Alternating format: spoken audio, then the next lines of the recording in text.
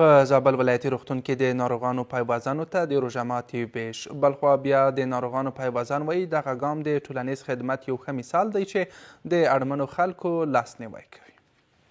د زابل ولایتي روغتون دی چیرته چې هره ورځ د ناروغانو 100 تنه پایوازان د قمر خیریه بنسټ له لوري روژه ماتې ترلاسه کوي. د دغه بنسټ مسؤلین وایي له دغو مرستو هدف د هغو کسانو لپاره اسانتیا برابرول دي چې د خپلو ناروغانو د پالنې لپاره روغتون ته راځي.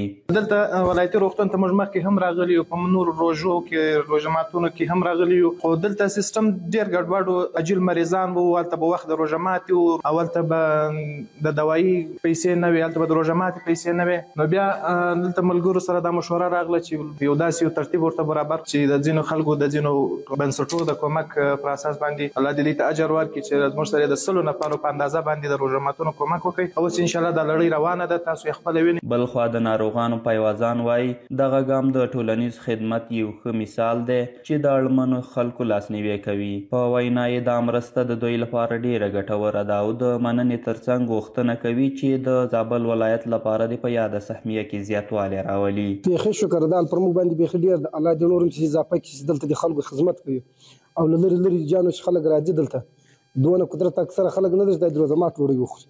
نو دا بیخي اضافه سیم بیخي ښه کار ده. دا ډېر غټ خدمت دی، د هم ولس دپاره د غریبانو دپاره غټ کومک دی او کله هم کومک ډېر سي لا هم خلک به نور هم چې خوشحاله سي.